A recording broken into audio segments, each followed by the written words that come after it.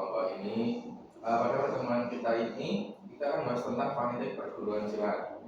Nah, sebelum memulai mari kita berdoa terlebih dahulu agar kita berjalan dengan lancar. Doa mulai. Doa selesai. Baik, sebelum masuk ke pembahasan, saya akan jelaskan tujuan kegiatan ini. Dengan kelompok ini bertujuan agar kita dapat memahami dampak positif dan negatif fanatisme terhadap perguruan silat serta menemukan cara bersikap yang lebih bijaksana dalam menjaga identitas perguruan tanpa merugikan orang lain. Nah, adapun aturan dari bimbingan kelompok ini yaitu saling menghargai pendapat, tidak memotong pembicaraan, menjaga kerahasiaan, dan aktif berpartisipasi. Apakah semuanya setuju? Setuju. Baik, untuk mencairkan suasana, silakan memperkenalkan diri masing-masing dulu. Mulai dari ini masnya. Oke, baik, perkenalkan nama saya Andi ya. Saya mengikuti perguruan silat sejak SMP dan cukup aktif dalam kegiatan silat ini. Ya, perkenalkan nama saya Rohman, juga anggota perguruan silat yang sering mengikuti latihan rutin juga. Baik, nama saya Anita. Saya itu suka menyukai silat karena dapat melihat disiplin dan menjaga diri. Baik, sebelum masuk ke pembahasan selanjutnya, kita melakukan ice breaking dulu ya, biar mencarikan suasana juga. Berdiri dulu. Nah, jadi nanti itu kan saya akan bilang tepuk wow. Nanti jawabannya wow.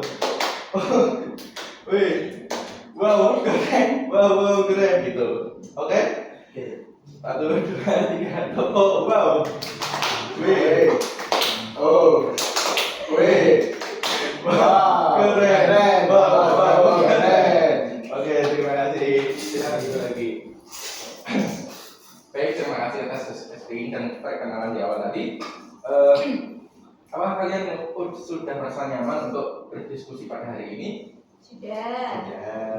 Oke, baik kalau gitu akan masuk ke pembahasan inti mengenai fonetik perguruan silat. Nah, menurut kalian apa itu yang dimaksud fanatik terhadap perguruan silat?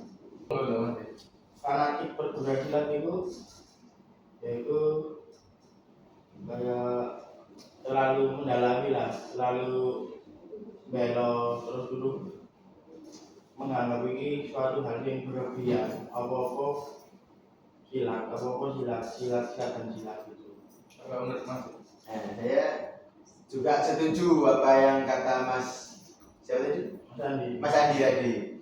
Kadang ada anggota itu yang terlalu membela perguruannya sampai mudah tersinggung jika ada kritikan-kritikan yang masuk ke perguruannya. Terus juga kalau fanatik itu juga bisa membuat seseorang itu kayak sulit menerima perbedaan dengan perguruan silat yang lainnya. Betul. Terus menurut kalian ini apakah fanatik itu berdampak ke hal buruk? Nah, Kalau saya ya, ini dampak hal buruk itu jadi awalnya kan punya pertemanan kan, dimana itu ono berbagai macam arek, terus dulu akhirnya kalau silat akhirnya dia itu fanatik. Nah akhirnya kancane ini gak dianggap karena bukan bagian dari mereka, itu dampak buruk. Jadi berteman sama silat tok dan sejenis silat dimana, dan kalau beda itu musuhan, itu dampaknya.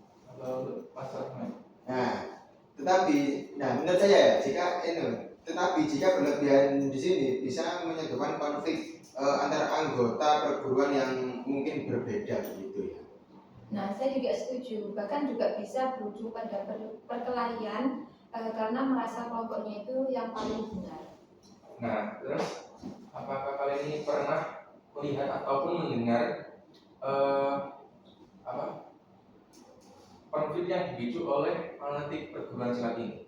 Mungkin dari Mas Andi dulu. Nah, kalau dari saya kan latar belakang kan aktif organisasi gitu loh. Jadi adalah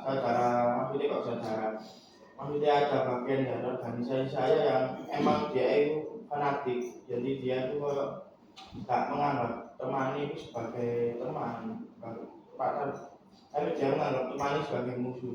Emang ada di dalam salah satu agama. Nah, menurut saya ya di lingkungan saya juga pernah ada terjadi bentrokan, tawuran gitulah, karena adanya provokasi dan dari beberapa oknum-oknum anggota tersebut. Begitu. Nah, kalau menurut saya juga kayak banyak banget konflik itu sebenarnya bermula dari kesalahpahaman juga dan solidaritas yang menurut saya itu sangat berlebihan. Nah, setelah kalian itu melihat atau mendengar adanya konflik itu, bagaimana perasaan kalian ketika melihat konflik seperti itu? Ini dari Mas Andi. Perasaan yang senang itu ya senang ini kan emang biaya perguruan diajarkan untuk saling membantu. Kalau senang itu akhirnya yang beda itu dianggap lawan gitu loh. Itu sih nggak senang. Terus Mas Arman? Iya, menurut saya itu kalau ada konflik-konflik provokasi begitu itu saya merasa sedih ya, karena tujuan silat itu sebenarnya untuk membentuk karakter seseorang yang awalnya lemah menjadi kuat dan lebih baik lagi, bukan berarti harus mengintimidasi yang bukan sejalan dengan diri. Kalau saya itu kayak merasa rugi, terus karena kenapa rugi? Karena masyarakat itu sering untuk menilai semua anggota perguruan itu sangat sama seperti yang lainnya. Lalu menurut kalian itu gimana caranya mengurangi fanatik yang berlebihan tersebut? Kalau dari saya ya, itu kita edukasi atau enggak kita dudukkan oknum-oknum, pastinya itu kan oknum kan, semuanya seperti itu ada oknumnya. Nah itu kita dudukkan, kita kasih tahu hal-hal yang tidak baik itu. Mas Arman? Kalau dari saya mengutamakan persaudaraan yang menghindari provokasi dari siapapun itu. Baik. Kalau saya itu lebih kayak memahami aja bahwa dari prestasi perguruan seperti itu tuh tidak harus ditunjukkan dengan merendahkan kelompok yang lainnya. Baik. Dalam perspektif nilai-nilai Islam, kita itu juga diajarkan untuk menjaga ukhuwah, menghindari permusuhan, dan menghargai sesama. Nah, kebanggaan terhadap kelompok boleh saja, tetapi tidak boleh menimbulkan kesombongan dan permusuhan. Allah Subhanahu wa Ta'ala juga mengajarkan untuk saling mengenal dan menghargai perbedaan. Dari diskusi kali ini, apa pelajaran yang mungkin kalian peroleh? Mungkin dari Mas Andi. Nah, pelajaran yang dapat kita ambil yaitu perguruan silat itu sebenarnya mengucapkan semuanya itu baik, tapi ada beberapa oknum yang emang dia itu merusak, ya itu yang membuat nama perguruannya itu menjadi jelek. Mas Rahman. Apa ya? Pelajaran yang kami peroleh. Iya. Oh iya, itu saya belajar bahwa pentingnya untuk mengendalikan emosi dan tidak mudah terprovokasi.